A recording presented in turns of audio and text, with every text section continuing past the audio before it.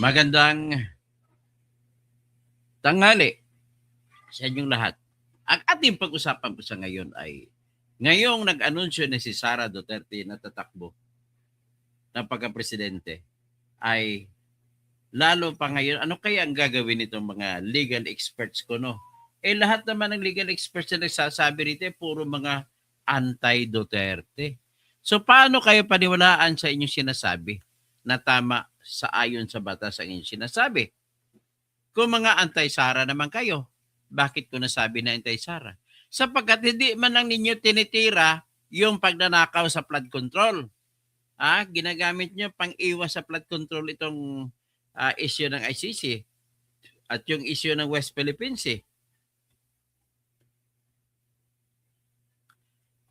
Huwag na kayong mag-deny kasi sinabi na po ni Erese na Edgay Erese na leader ng Makadilaw, liberal, na ang mga kasama ko sa civil society at mga kasama ko sa Dilawan, they're so afraid of a Sara presidency that they would sacrifice the truth. Anong klase yan? Akala ko ba you're for the truth no matter come what may, no matter what?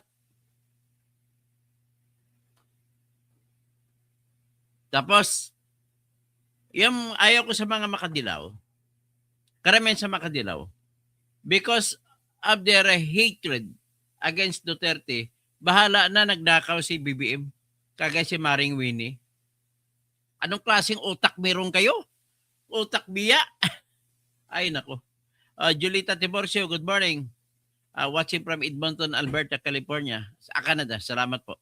Si Herty Besisla Voices, Peter Ludin, both Sara Duterte. Ito na nga, nagdeklara na si Sara na tatakbong presidente. Come what may. Lalo ngayon mag-init ang ulo nyo. Lalo na ngayong papanigan si BBM na nagnakaw ng trilyon.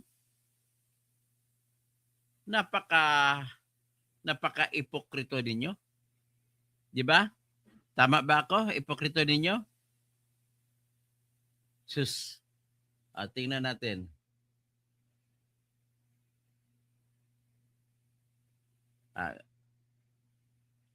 I-play ko rito yung sinabi ni bago natin simulan ang topic, ay i-play natin dito yung sinabi ni Igay Erese.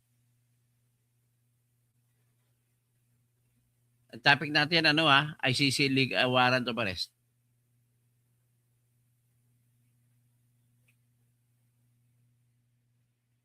Ayan, ito talaga ang bakit pati konstitusyon sinisipa ninyo? Dahil lamang galit kayo kay Sara, pati ang ICC warrant gusto nyo legal. Illegal po yun. Illegal. Mamamatay na ako. Hindi ko tatanggapin na legal yan na implement.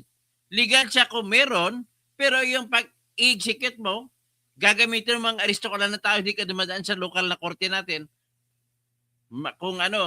Kung may mga baril lang mga DDS, pinatay na kayo ng DDS. Ito. Ito yung sinabi ni Igay Erese. Itong litratong ito, pakita ko sa inyo, kung gaano katindi itong Jesus Palsis na to, graduate man na ata ng UP College of Law ito, pero hindi niya pinapakita pagiging UP College of Law graduate niya. Pinapakita niya yung galit niya kay Sara Duterte. Ang question baka maulit ulit. But let's see, February 6, I think meron ngang magpa-file as Kong Erese said. And I think it will go through the Committee on Justice and the Supreme Court decision will be a blessing. Yun ang silver lining, no? So, tingnan ninyo ito. I-share ko sa inyo. Ulitin natin. Yan po ang sinabi ni Erese lahat-lahat. Sinabi niya ang mga ay walang iba na magpapakamatay, huwag lang maging presidente si Sara. Pati sila ni Antonio Carpio, si Mel Santamaria, lahat yan sila, si Carranza, sino pa, Domingo Cayosa. Baka maulit ulit. But let's see, February 6, I think meron ngang magpa-file as Kong Elise said. And I think it will go through the Committee on Justice and the Supreme Court decision will be a blessing. Yun ang silver lining, no? Na mas strict daw yung due process. So ngayon magkakaroon na ng mini trial sa House of Representatives. Ang question niya, impeach mo si VP Sara for 125 Confidential million funds. confidential Oo. funds and 500 million yata dun sa DepEd Oh. as against 1 trillion. Eh. Oh, So, balik pa rin naman. Balik pa rin yan yung natin. ano, Oh. na, parang labanan natin to kasi galit lang tayo dito. Parang gano'n. Hindi talaga para makakuha ng reforma dito sa ating bansa. Totoo naman yan. Gano'n naman talaga. Baka maulit-ulit. But let's Ulit. see. February 6, I think meron ngang magpa-file as Kong Elise said. And I think it will go through the Committee on Justice and the Supreme Court decision will be a blessing. Yun ang silver lining, no? Na mas strict daw yung due process. So ngayon magkakaroon na ng mini trial sa House of Representatives. Ang question niya, impeach mo si VP Sara for 125 Confidential million funds. confidential Oo. funds and 500 million yata dun sa DepEd Oh. as against 1 trillion. Eh. Oh, So, balik pa rin naman. Balik pa rin yan yung natin. ano, Oh. na, parang Balik, labanan natin balik. to kasi galit Oh, lang shout tayo out kay dito. Kaib. Parang gano'n. Hindi Kalbo, talaga bakit naman para Kalbo makakuha ng pangalan mo? reforma dito sa ating Ano ba tayong bansa. kalbo? Shoutout from Davao. Si Mine. Si Nenen Baka Kausig. maulit-ulit. But Si let's see. Ben February 6, Baruerte. I think Salamat, meron ngang Birmar. magpa-file Andito as ka pa rin. Kong Elise said. And I think it will go through the Perdon, Committee on Justice and Binahon. the Supreme Court Shoutout, decision will be BBM a talaga blessing. ulo sa korupsyon. Yun ang silver Siya pa lining, pumirma no? sa Na lahat ng mas budget. strict daw yung due process. So ngayon magkakaroon na ng mini trial sa House of Representatives. Ang question niya, impeach mo si VP Sara for 125 Confidential million funds. confidential Oo. funds and 500 million yata dun sa DepEd Oh. as against 1 trillion. Eh. Oh, So, balik pa rin si naman. Francis. Balik pa rin yan yung natin. ano, Oh. na, parang Atty. Francis. labanan natin to kasi galit lang tayo dito. Parang gano'n. Hindi talaga para makakuha ng reforma dito sa ating bansa.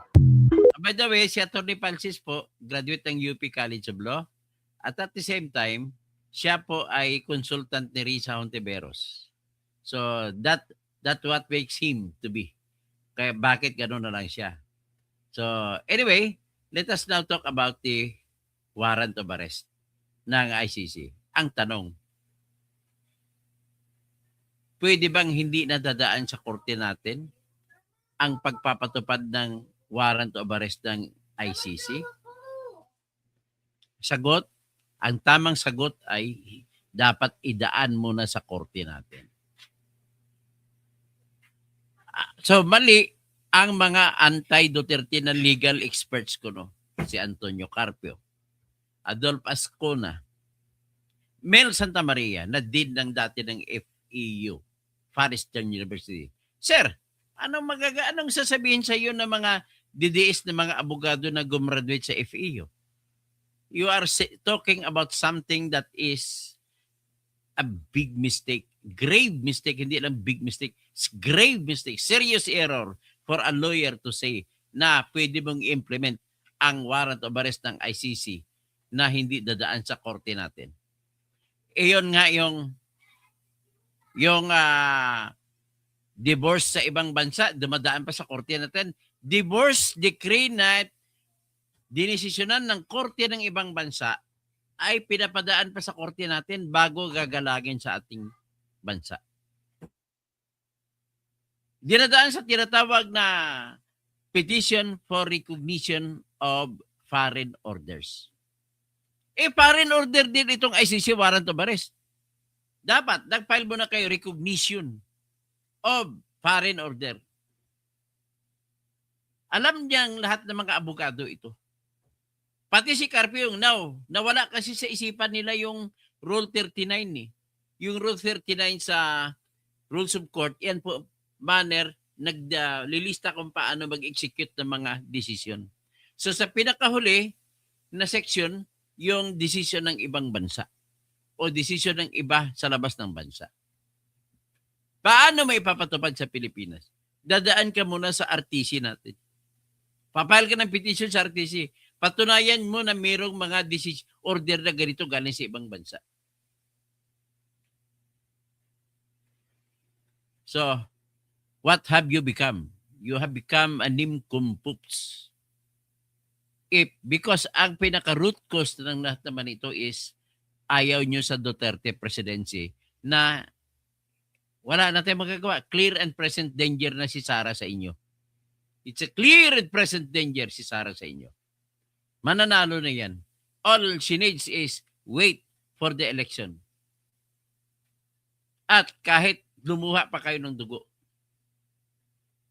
matatakot pati yung kumilik magdaya. Magre-revolusyon ng Pilipino. Imaginein mo kung magrevolusyon lahat ng DDS. Ano mangyari sa inyo? Huwag nyo sabihin ang DDS sa Mindanao, Visayas lang. Mahigit sa kalahati na po ngayon ang DDS sa lugar ng Ilocos, sa lugar ng Pangasinan, lugar ng Pampanga, Tarlac, Nueva Ecija, sa Bicol, sa Katagalugan Region. Ganun po dapat tandaan ninyo. Hindi ito isang araw lang tumubo na tinatawag na mga grupong Pilipino na nag-a-associate kay DDS. Ito ay lumaki dahil, dati ko konti lang yan, hindi nga ako kasama dyan.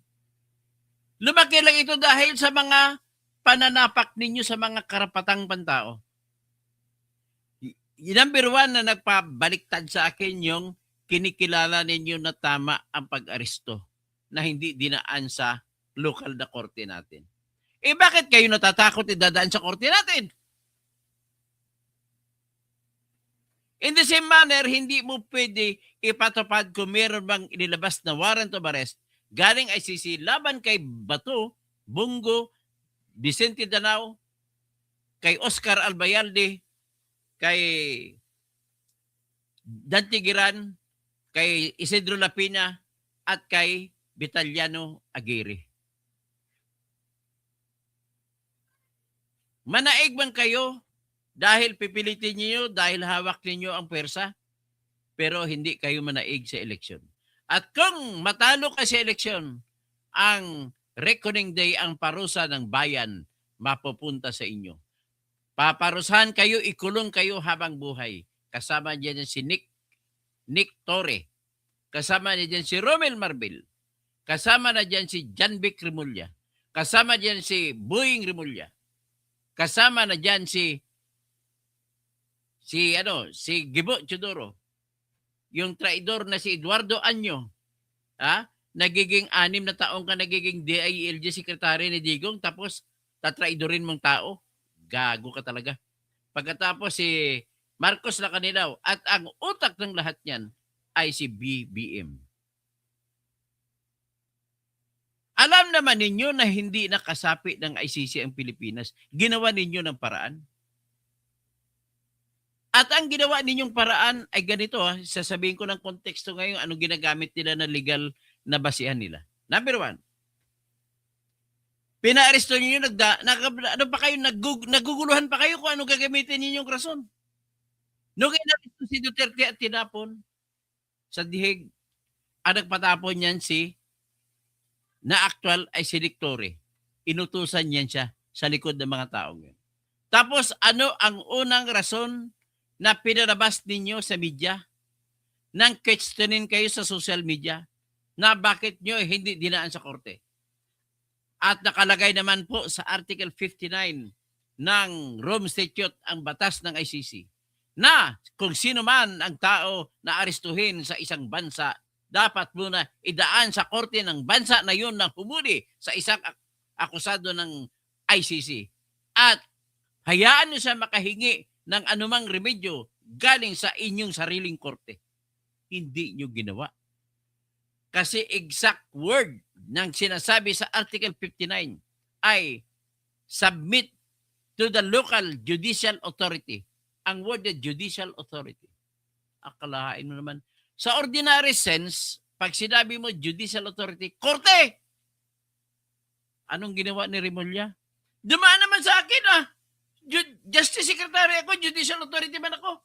Bobo ka, pinahiya mong University of the Philippines College of Law. Pinahiya mo si Marvic Leonin na graduate ng UP College of Law. Hindi po judicial authority ang Department of Justice Secretary. Piskal ka lang. Tinawag ka lang secretary na Justice Secretary kasi it's all about the initiation stage of justice proceedings. ikaw magsampa ng kaso sa korte laban sa lahat ng mga nakagawa ng krimen. Kaya Justice Secretary ang tawag sa iyo. But you are not a court. You are not a judicial authority. Yan ang unang rason ginawa na. So, ngayon, may counter-argument sa social media. Oh, akala ko ba nag-withdraw na ang Pilipinas sa International Criminal Court? Tapos ginamit ninyo ang batas ng ICC? Ano yung batas ng ICC na sabi ko kanina? Article 59. Sabi naman nila, hindi pala nagpalit na naman sila ng rason. Dito pala sa Republic Act 9851. Anong meron sa Republic Act 9851? Sinabi nila sa Section 17. Pag binasa mo naman ang Section 17 ng Republic Act 9851, yan po yung tawag dyan na International Human Rights Law. Yan ang tawag sa Republic Act 9851. Ano naman nakalagay ron? Nakalagay sa Section 17 kung kailan magkaroon ng kapangyarihan ang Pilipinas na Regional Trial Court na maglilitis at maghusga sa mga kaso ng mga international human rights law violations or crimes. Ito ay, number 1, sinabi lang doon sa Section 17, paragraph 1, number 1, kung ang gumawa ng kasalanan ay Pilipino. Number 2, kung ang biktima ay Pilipino. Number 3, kung nakatira sa Pilipinas ang gumawa ng kasalanan kahit hindi siya Pilipino. Yan ang nakalagay sa jurisdiction. Magkakaroon ng kapangyarihan ang ating Regional Trial Court na maglilitis at maghusga sa mga taong ganun. Na gumawa ng kasalanang tawagin mo ay isa sa 3 kasalanan. Genocide. Number 2, war crimes. Number 3, crimes against humanity. Ano ba yung genocide? Pagpatay ng lahi, kagaya sa ginawa ni Hitler. Pinatay niya ang 6 million ng mga Hudyo. Ano naman ang war crimes? Ang war crimes kagaya ng labanan sa gitna ng gobyerno at NPA o ng gobyerno at MILF or MNLF or gobyerno at BIF o gobyerno at saka Abu Sayyaf. So ganon, war crimes kung sumuko ng NPA ay hindi nyo pwedeng patayin. Kung sumuko na at sugatan ng NPA o MNLF o MILF o BIF ay dalhin nyo sa ospital. Yan po ang utos sa ating convention na Geneva Convention.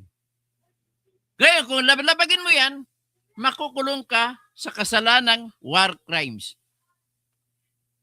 Ano naman ang international ang crime against humanity? Yun yung pagpatay na karumal-dumal at hindi mo na ginagalang ang dignidad ng human being, ng katauhan.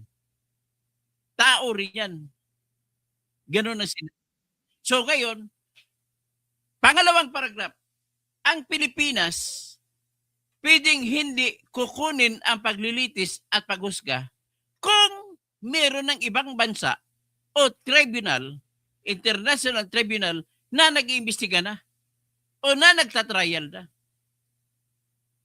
Ibig sabihin, ang premise, kung merong mga ibang bansa na nag-imbestiga na, choice pa rin natin. Pwedeng hindi natin hindi iba i-reject yung International Criminal Court. Pwede nating i-reject yung ibang bansa. At tayo na mismo ang hahawak ng kaso. Pilipinas na mismo. Yan ang unang statement sa second paragraph. Another statement, at kung ganun man na magdidesisyon ang Pilipinas na ibigay na lang, ipaubaya na lang sa iba, ay pwedeng isuko, may surrender. Kung sa salitang Tagalog, pwedeng isuko. Kung sa English, may surrender. Or extradite yung akusado papunta doon sa kung sino man, ICC man o ibang bansa. Pero tingnan nyo may salitang may. Ano bang M-A-Y? May. Maaari. Ang isa pang ibig sabihin, may choice ka. Ang isa pang sabihin, kung may choice ka, magdidesisyon ka ngayon si BBM. Ano? Isoko na lang natin si Duterte o hindi? Ibig sabihin, nilalagay ka ng batas sa sitwasyon na mag-isip ka, BBM. At kung ikaw ay mag-isip, ang tawag ng mga abogado dyan, you are now put on hot spot that you have to exercise your discretion, yung choice mo, yung judgment call mo. Ano ba talaga ang gusto mong gawin? Decision mo yan. Pwede kang mamili, huwag isoko. At kasuhan na lang dito sa Pilipinas si Duterte sa crimes against humanity. Pwede i-choice mo ganun. Ang tanong ni Bam Aquino, bakit hindi na lang dito sa Pilipinas lilitisin si Duterte? Yan ang tanong, yan ang anunsyo ni Bam Aquino. Kaya nga dito, kung arestuhin nyo sila ni Bato, si Bongo, kumukontra na ngayon si Risa Ontiveros sa inyo. Hindi pwede yan. Di kita. Pero ako titingnan nyo, kailangan pag gumawa pa, patunayan pa nila ni Risa at saka ni Bam na talagang makabayan sila at makakatarungan. Kasi nakikita ko lang, nagsasalita ni sila ngayon ng ganon, natatakot kasi sila, mga botante, majority na po ngayon ay DDS na. Yan ang hindi ninyo iniisip.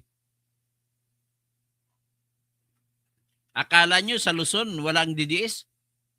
50% mahigit po ang DDS sa Ilocos Sur, Ilocos Norte, sa La Union, sa Pangasinan, sa Tarlac, sa Pampanga, Nueva Ecija, sa Quezon Province, Laguna Province, Cavite Province, papunta hanggang Bicol Region.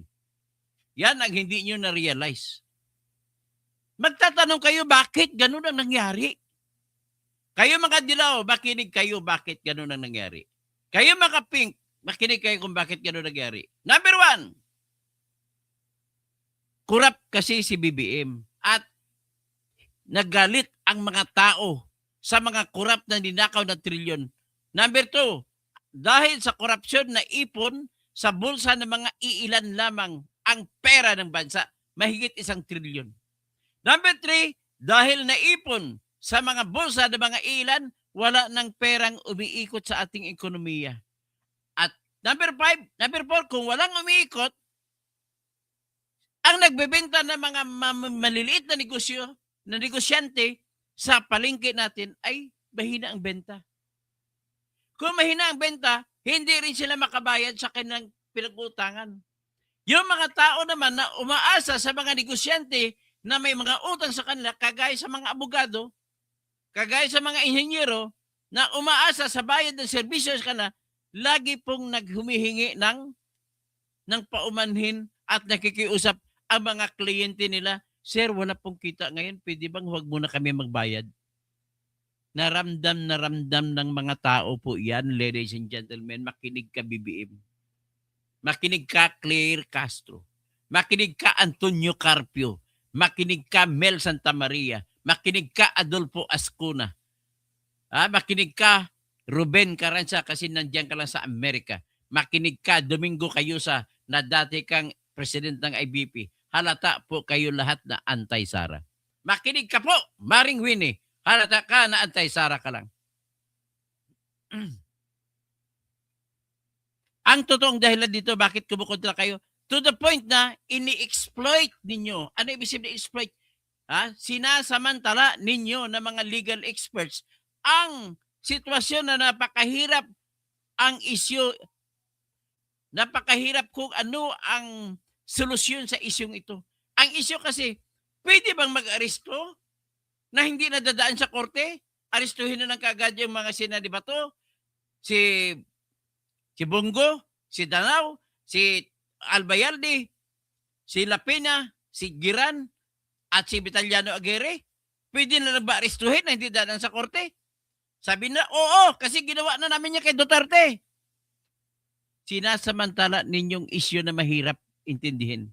At dahil mahirap intindihin, ang mga Pilipino gagano na lang, natutulala na lang, nakatingin na lang sa inyo, legal expert yan, maniwala tayo dyan. Mel Santa Maria, din yan ng isang sikat na school sa law school, sa pagka-abogasiya. sa Far Eastern University. Ang daming mga top notchers galing dyan. Isa na dyan ang magaling na justice, si Chief Justice sa Panganiban, dyan nag-graduate. Ang dami kayo magagaling sa EPU galing. Sinasamantala mo din, Mel Santa Maria.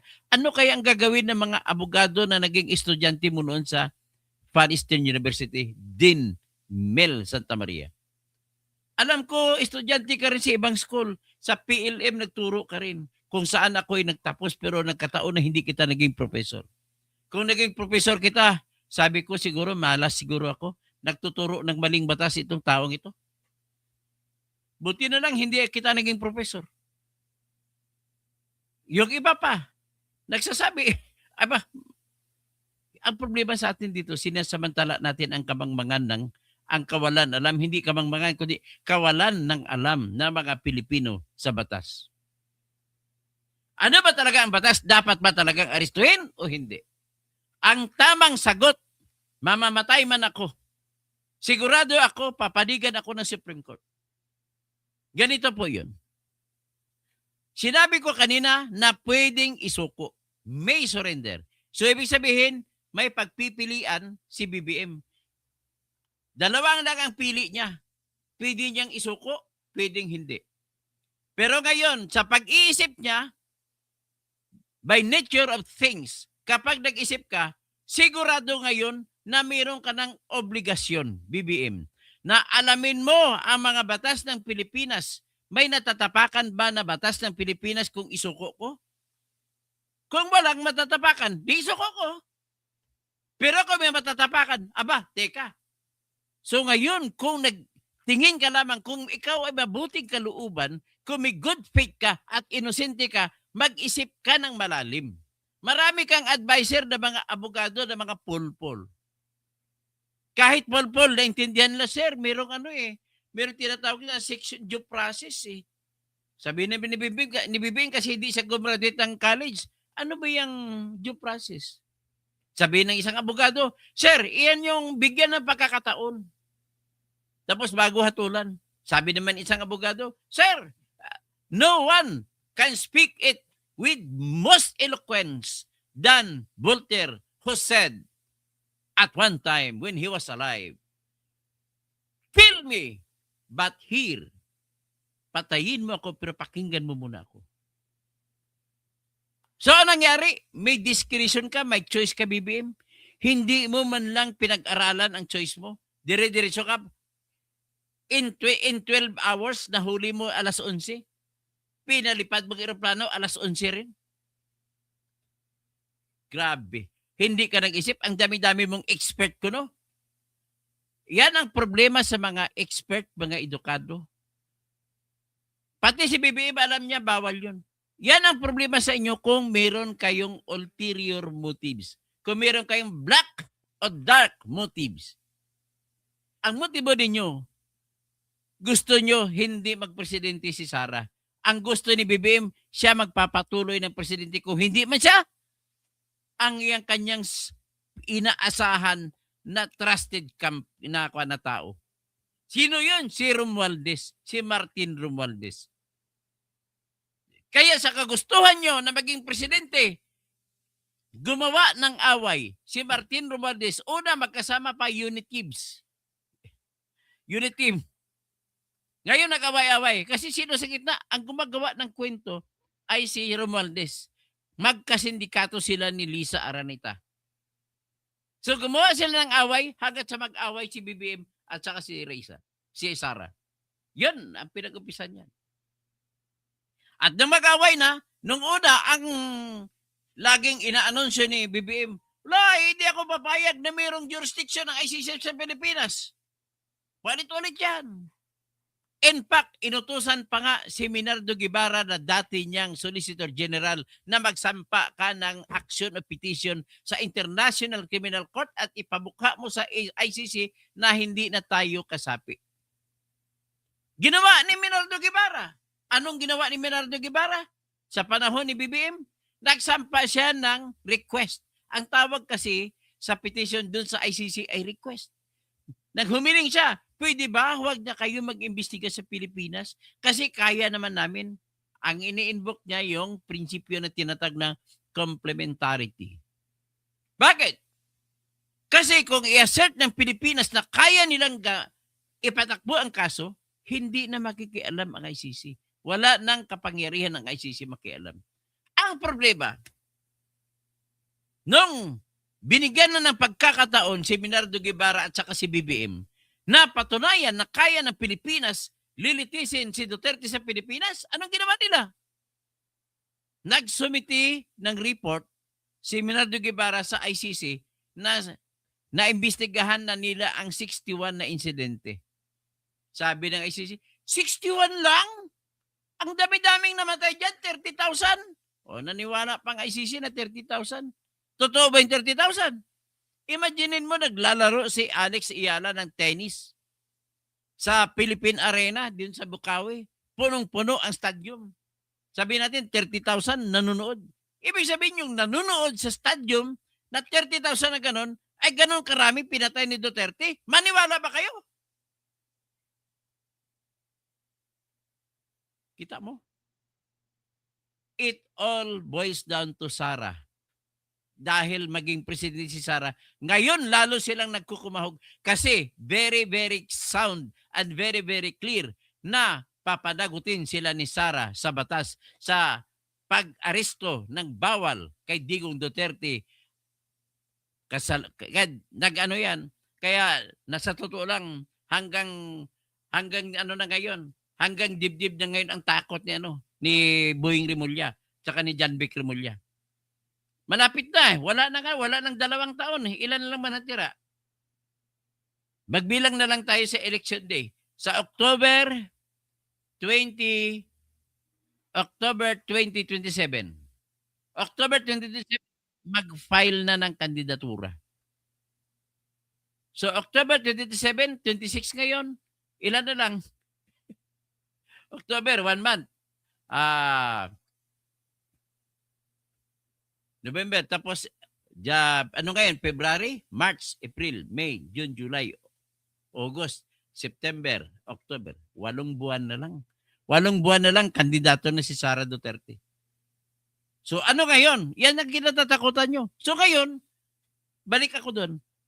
At kung binibigyan ka pala, BBM, ng batas ng Republic Act 1951 na mamili ka, hindi ka inuutusan na isuko. Ibig sabihin kung hindi ka inutusan, wala kang obligasyon. Pero nakalagay din sa paragraph 2 ng Section 17 ng Republic 1951 na sakali na mamili ka na i-extradite o di-isuko, kailangan sumunod sa batas na extradition at saka treaties. So ngayon, ano ang treaty ni meron? Na wala ng Pilipinas sa ICC. Walang treaty. Kaya hindi mo magamit ang ICC na dahilan para isuko mo si Duterte. March 17, 2019, hindi na member ng ang Pilipinas ng ICC. So, hindi mo pwede gamitin ang dahilan, ang ICC, dahil hindi na tayo kasapi. Wala ng treaty. Ang sinabi naman ni Mel Santa Maria, ni Antonio Carpio, ni Adolfo Ascuna, si Ruben Carranza na abogado na taga-US, dating PCGG Commissioner, at saka yung Domingo Cayusa na dating IBP President. Ang sabi nila, kasi ginagalang natin yan sa Section 2, Article 2 ng ating Constitution na the Philippines also adopt the generally accepted principles of international law. Ulitin ko, generally accepted principles of international law. Ipakita ko ngayon ang panayan para makita ninyo ang Section 2, Article 2 ng ating Constitution.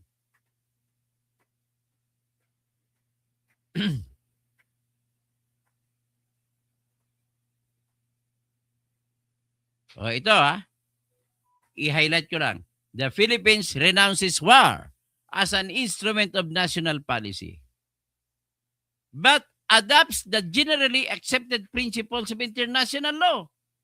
Paano i-adopt? as part of the law of the land. Law lang siya na pwede mong ibaliwala. Kapag sinabi mo law, mas mataas pa rin ang konstitusyon natin.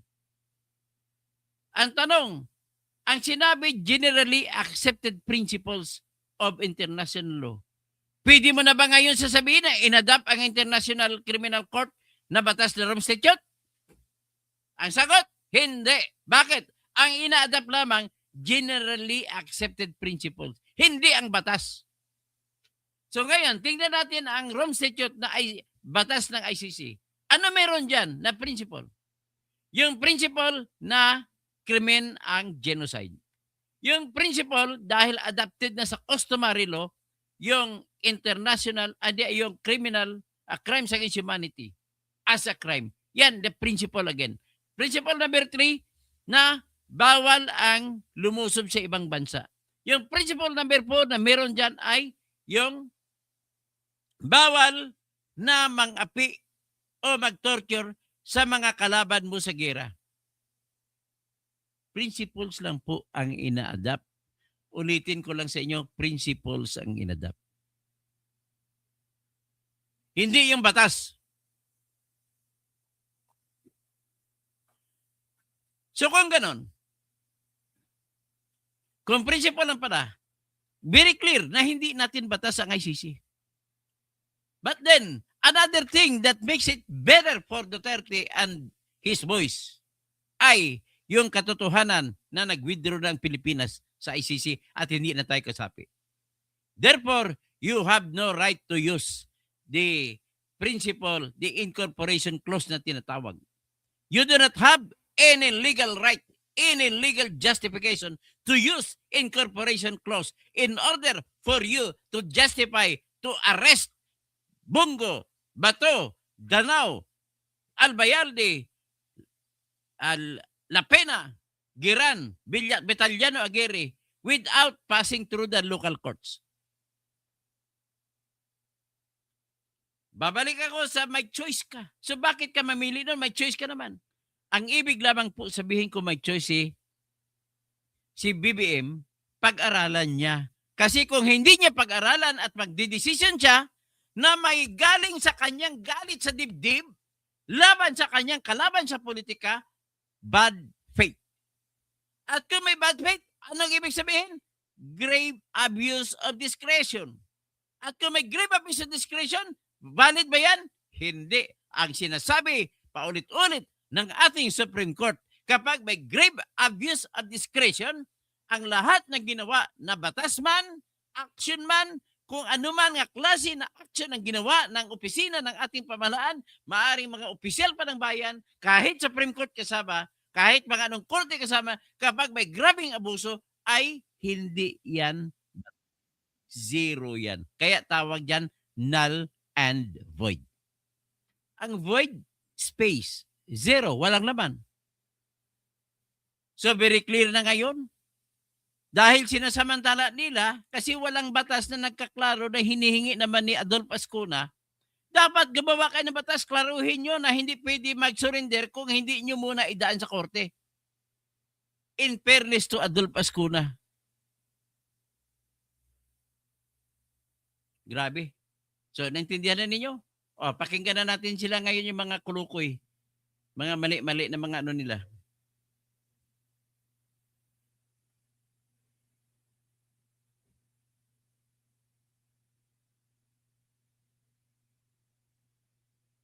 Aha, at least naintindihan na ninyo sa aking lecture. O, pakinggan natin itong mga sinasabi nila. Ito po ba sinasabi nila, pinapakita ko lang sa inyo. Huwag niyo paniwalaan yan.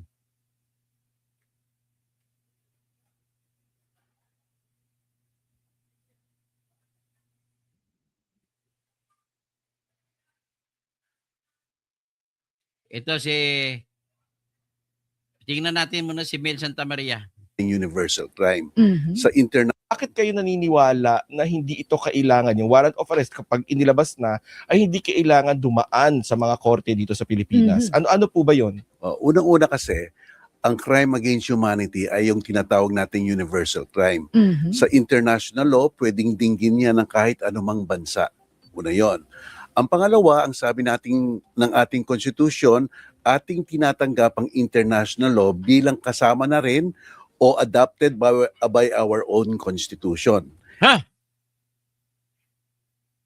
Generally accepted principles lang, Mel Santa Maria. Niluloko mo mga estudyante. At saka law lang yan, hindi yan constitutional. Mas mataas pa rin ang konstitusyon natin kaysa international law kung sa Pilipinas tayo mag-usap. At therefore, tinatanggap natin yung mga usaping crime against humanity. Mel Santa Maria, alam ko sasabihin mo sa akin na bawal gumawa ng batas ang Kongreso na sabihin automatic na pwede na mag-aristo kahit walang warrant of arrest. Alam ko yan, sabihin mo ganun. Batas natin yan ha. Halimbawa, ito naman international law ng International Criminal Court na tinatawag na Rome Statute.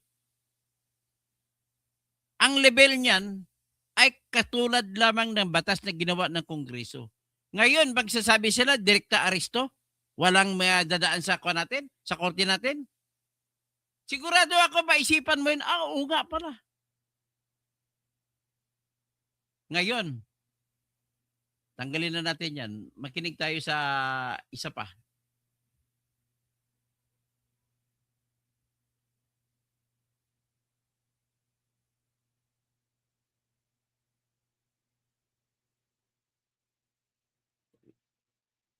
Kung gusto mo magdebate tayo, Mel Santa Maria.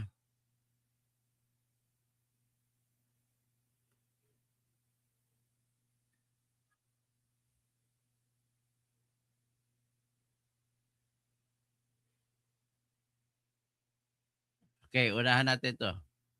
Pakinggan natin ang isa pa ko noon, legal expert ko no. Ay, kiniklaim yung sarili nyo, legal expert. Illegal naman tinuturo ninyo. Ito si Domingo Cayusa, dating presidente ng IBP. Wala namang ginagawa ito kung nag-claim siya na constitutionalist. Mali-mali naman ang binabanggit. Niya sa Senado. Natin si Senator Lacson, politiko siya. Natin kay dating Pangulong may paalam sa korte. At sabi naman ng Malacanang ay bago daw ma-execute yung warrant, kung mayroong mang warrant from the ICC, ay kailangan daw may paalam sa korte. At sabi naman ng Malacanang ay hindi, execute natin yan. Parang kagaya ng ginawa natin kay dating Pangulong Duterte. Ano po ba yung tama? Well, naintindihan natin si Senator Lacson, politiko siya at saka kasamahan niya sa Senado itong mga maaaring maaresto. So, at hindi siya abogado, pero sa ating paningin, objectively as a lawyer, malinaw ho naman yung batas at may basehan naman ho yung sinasabi ng Malacanang na ipatupad yung warrant of arrest. Hindi naman pwede na dun sa kaso ng dating Pangulong Rodrigo Duterte, pinatupad yung warrant of arrest. Pero pagdating dito sa kasalukuyang mga senador, hindi na ipapatupad yan at dadaan pa sa ating korte. May sapat naman hong basehan sa ating konstitusyon at doon mismo sa ating batas, no, yung local law natin, yung batas tungkol sa crimes against humanity, na merong diskresyon ng gobyerno na kung may nasasakdal sa Okay, at least ang view, ang sinasabi niya, dapat hindi na doon dadaan sa korte. Ang klaseng kanito. Ang klase na legal expert ako, no? Ay, nako, napuno na tayo ng legal expert.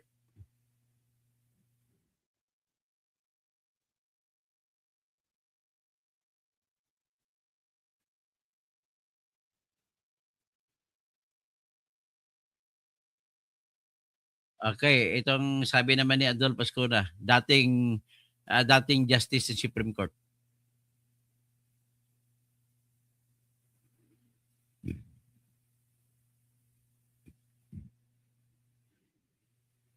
Therefore, in my view, the warrant of arrest is legal.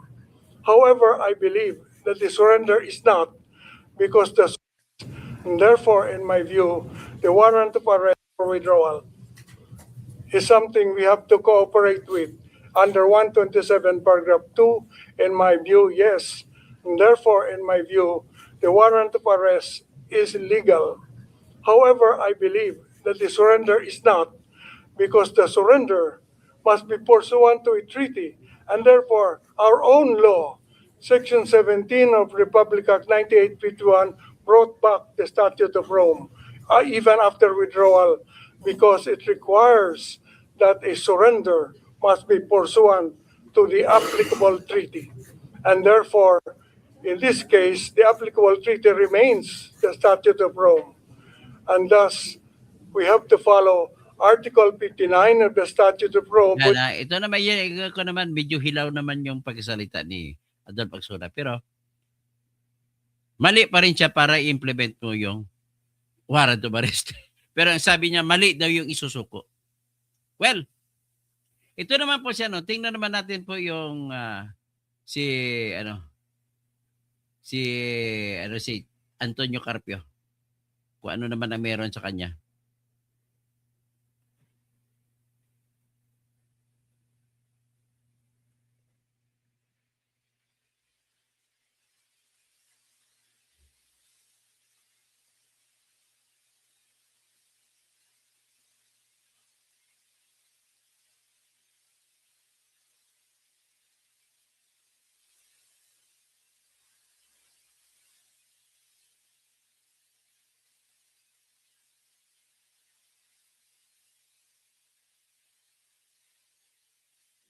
Ito. But of course, I believe she didn't take that, if I remember correctly. But she actually spoke in the Senate when the Philippines became a member. And in her speech, she said that it's not working. Mahaba. Well, that's still in the law now. If you're a member of ICC, ICC can come in only if the local authorities are unable or unwilling to prosecute and a single investigation against him. Yeah. And the DOJ never conducted a preliminary investigation against Duterte. That's the duty of against But Duterte. May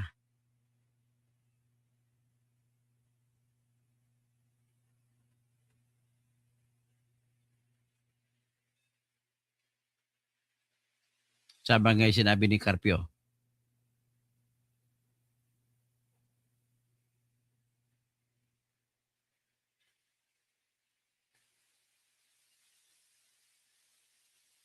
Ito, sinabi niya. Pakinggan niyo yung sinabi Now namin. let's talk about, because this is a first, right? It sets a precedent. And talk about that. There are two ways. If there's an arrest warrant, it's via extradition or surrender. Pinag-usapan yun doon. Were Duterte's rights violated? Article 59 of the ICC, right, states that he should first have been brought to a custodial state, a justice system or a court of the custodial state, which means the Philippines. In this case, the warrant was served. He did not have a chance to question the warrant, bring it to a court, and immediately he was shipped off to The Hague. Let's talk about that, Justice Carpio, because they keep quoting Republic Act 9581, if I'm correct. 51. 89, oo. Wala bang nilabag sa proseso ni Rodrigo Duterte? Well, the DOJ is invoking Republic Act 9851, Section 17, which gives the relevant Philippine authorities the option to prosecute the accused here in the Philippines or to surrender the accused to an appropriate international tribunal. And that's what they did. They surrendered former President Duterte. Now, in Section 17, there is no requirement that he should be first there must first be a petition before the RTC for a warrant of arrest. That applies only to extradition cases. If you look at Section 17, it separates surrender to an appropriate international body and an extradition case to another state. Because if you surrender... Ibig sabihin, nakita mo na yung kagaguhan. Ang bottom line lang dyan, galit sila lahat kay Sara. Kaya kung mag-interpret sila ng kanilang dapat interpret ay pabor sa kanila, pabor sa gusto nila. So, last thing, galit sila sa pag-interpret ng ginagamit naman namin ng Interpol eh. O ngayon kung ginagamit naman ng Interpol, ano bang meron sa Interpol? Ang Interpol po, pag binasa ninyo ang kanyang charter, nagsasabi na pwede kayong sumunod sa aming request na arestuhin si Duterte o si Bato o si Bongo. Pero, bahala kayo sa inyong lokal na proseso. Kalaban sa proseso natin, yung ginawa ni BBM, ginawa ni Nectore. So, with that, very clear na nga na may choice. Importante lang, may choice naman pala kayo eh. Bakit hindi nyo pinag-aralan ang choice ninyo? At kung pinag-aralan ni Bongbong malamang ang choice niya, mapag-aralan niya sana ang Section 1 ng Article 3 ng Constitution na nagsasabi na walang sinuman ang maaaring patayin, maaaring aristuhin, maaaring tanggalan ng kayamanan kung hindi dadaan sa proseso ng batas. At meron pang Section 2 nagsasabi na walang sinuman ang maaring labasan ng warrant of arrest kung hindi dadaan sa personal na pag-ususuri ng ating lokal na judge kung meron bang probable cause o wala. Meron pa sa Section 14, Article 3 ng Constitution na nagsasabi sa paragraph 1 that no person shall be held for liable for any offenses without due process of law. At meron pang isa sa Section 1 ng Article 8 ng ating Constitution na nagbibigay ng kapangyarihan sa judicial department natin na nagsasabi na ang judicial power ay nakalagay lamang eksklusibo sa Supreme Court natin at sa lahat ng mga iba pang korte na maaaring itatag o isasagawa ng batas. Teka, ano bang ibig sabihin ng judicial power? Ang judicial power po ay kapangyarihan na magsasabi kung ano ba talaga. Sa isang tanong, Sir, ano ba talaga ang dapat sagot dito? Pula o puti? Hindi klaro.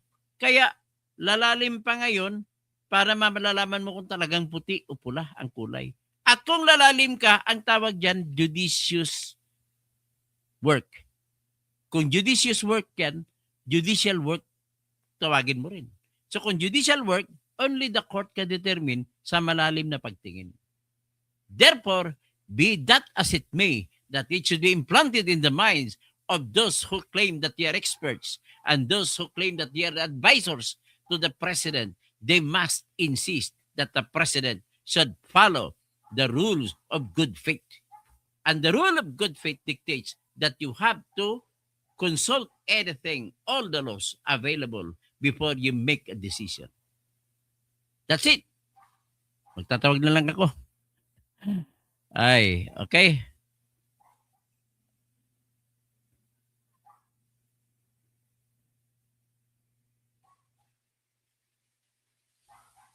So kay Kumaro, Julita Tiburcio, watching from Alberta, Canada. Herty Visisla Moises, Peter Aludino, vote Sara Duterte, Raul Lito Oran. Tama ka Dok Kausig, mga ipokrito ang mga dilawan. Rinalda Ober, Duterte 2028. Ferdon Binahon, Sir Toto, si BBM talaga ulo sa corruption. Siya po ang pumirma sa lahat ng budget. Siyempre, wala nang iba. Ben Marverte, Nenen Kausing, tapos Mine, Calbu, Calbu Duterte 2028. Ben Marverte, pwedeng hindi na. Ginawa na ng gobyerno dati na pwede gawin ulit unless ay wag ka na nga maging instrumento na magsusuporta ka pa sa mga illegal na gawain, Benmar. Edilito Alabat, confirm na Sara is my president. Oxinico, andito lang pala si Bato. Kamukha ba ako ni Bato? Oxinico, paano magugustuhan si Duterte bukod sa mga tao? Yan lang, kukunti na lang kayo ang hindi nakagusto kay Duterte. Pasensya na. Mas marami na po. Kaysa piliin namin na magnanakaw ng trilyon. The ultimate, total ang pinapatay niya karamihan naman, ay mga addict naman talaga yun mga tulak mga nagre-rape The ultimate Zernik, True, Madam. Pa-shout out naman po kay Madam Puday and Mr. Burat. Subo mo na lang ingat po. Yun, si Madam Burat at saka si Mr. Puday, Burat. Yun si BBM na nagtsuchupa. Tsaka nagpapautnak. Si Lisa sa Mr. Tubig. So, Eduardo Orais, go, Sara Duterte, President, General Trias Cavite, Oxinico, pananapak sa karapatang pantao, pero pati mga 120 plus na bata namatay dahil sa war on drugs. Ganito lang po ang sagot ko dyan, Oxinico. May tinatagtay ng karapatan ng mga akusado. Ang mga akusado ay may karapatan din. Karapatan nila na dinggin din sila sa korte, may karapatan din sila na aristuhin ng tama. Hindi pwede karakaraka na patayin mo lang. Okay? Oxinico, do you understand that? Do you understand why there is such a thing as the provisions so heavily stated in Article 3 of our Constitution? And Article 3 is called the Bill of Rights. And our Constitution is too jealous in declaring that no person, no matter how guilty it is in your eyes, no person must be killed. No person must be arrested. No person must be confiscated of property without due process of law. Okay? Siguro, I hope we are clear on that. Octavius Sipe, hindi nga pwede ICC kasi buhay ang justice system sa Pinas. Kidnapping ang gawin sa ICC. So, source, trust me bro. Ano ibig sabihin trust me bro? Source. Sa Posiolita Tiburcio, Sara Duterte. Tapos Philly Bia, nakakawa ang mga alyansa ng Duterte kahit walang kasalanan na ginigipit ng administrasyon ni BBM. To tell you the truth, napakaraming kakamping na ngayon kumakampi sa Duterte dahil sa ginagawa ninyong yan. Raj Bertis about a disbarred lawyer's point of view. Disbarred nga ako pero the disbarment did not disbar my mind. That's it. Roger Bautista Yabot. I'm more intelligent than the justices here.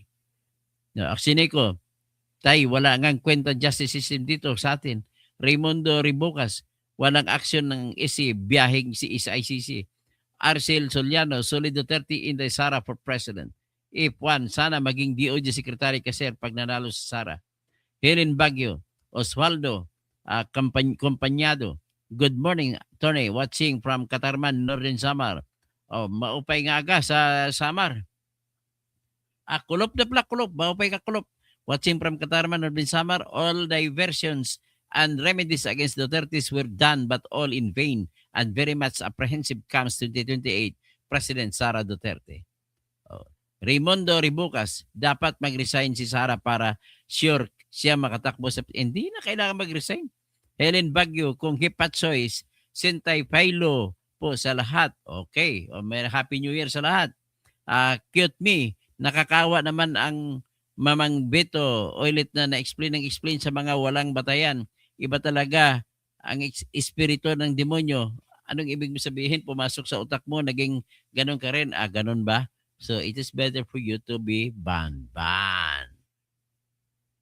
Tapos, mas safer ang bansa kung sa ICC ang trial. Okay lang yan, opinion mo. IKB, salamat sa mga paliwanag mo, sir.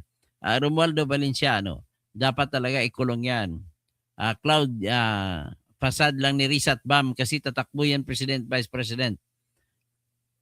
Tapos, Sara Lustay, wala yan, ban. Wala kang basihan eh.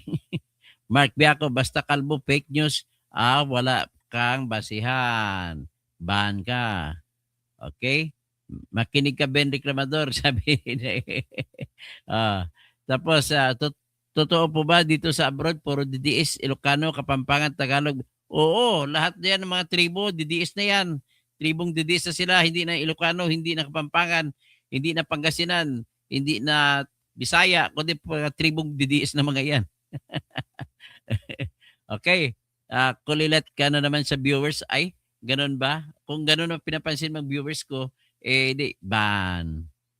Tapos mabuhay ka, Tony Toto. Tiburcio Galaxy, magandang hapon po, sir. John Kabangal, paano mong nasabi na corrupt si Marcos? Ay, klaro-klaro na mga mali-malita. Hindi pa sabihin na corrupt yun. Kabugoy sa iyo. Ganito ba, binabayaran ka pala ni Claire Castro? Oy, ban. Yung mga expert ni BBM, mga expert na sindikato. Kaya 70 million votes for BP, Sara Duterte. Okay, salamat. Ara Sausa, good morning, attorney. Protect and guide you always. Nenen, BBM, Ben Bangag, Magnanakaw. Laylay Mago, totoo yan, mga sinasabi mo. Kaso maraming advisor na palpal at paldo lang, nasa isip. Pera-pera lang yan sila lahat.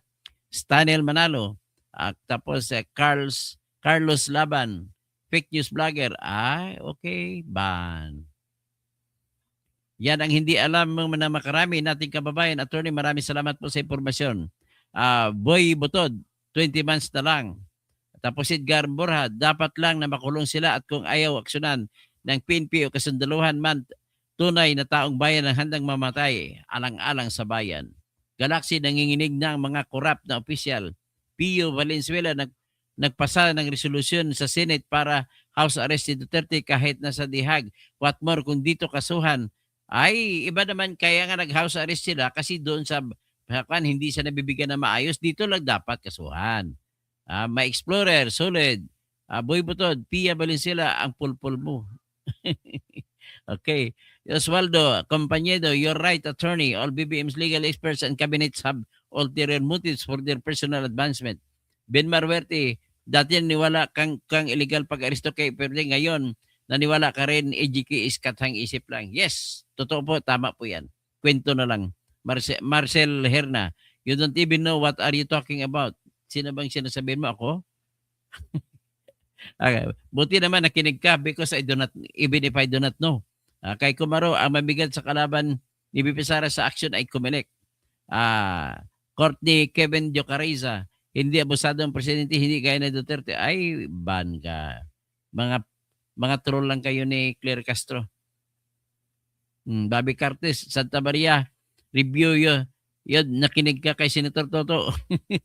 Ben Marwerte, bakit pinipili mo na sinasabi ni Santa Maria? Pinipili. Yun naman sinasabi niya yun Alexa Abel, thank you Tony Toto. Kaya kumaro, mga illegal mga illegal expert. Babi ko Senator Toto kasi niya mga illegal luminaries. Sa Ben Marwerte, Prisco Villalubos, hindi ba dapat patulan si Carbonell dahil sira ulo yun, tingin mo ginawa niya sa flag na Pilipinas, binaliktad? Ganoon ba? Hayaan mo lang si Wally. Ben Marwerte ang gumawa ng EJK, mga syndicate crime kasama niya dyan. Yun Bergie Piquero, dami ni bangag sa gobyernong ito, follow the leader. Great. Anti-Duterte, siyempre si Santa Maria. Kasi dean ng FEU at ang FEU ay religious university sa pagkakalam, hindi po yan religious university. Private university po yan. At ang mga religious university ay anti-Duterte dahil galit. Sige, tingnan natin. Pero UST, religious university yun. J. Aristrada, Sir Toto, inaaban pa. On other view, 2026 survey, snap election, 97.6%. Top result, BP Sara, 97%. Ontiveros, 22%. Yung iba pa. Asyong Max, pahiya yan si Carpio. Roll Pasi Insurrecto. Insurrecto, manood ka. Diminaydo. J. Aristrada, Sir Toto, inabangan ka ko live mo watching here in New Zealand. Salamat po, J. Aristrada. Kamuti, ang libu-libong hired ni Junior na trolls nilang mga nakatitirang supporters niya kaya tatanga-tanga pa.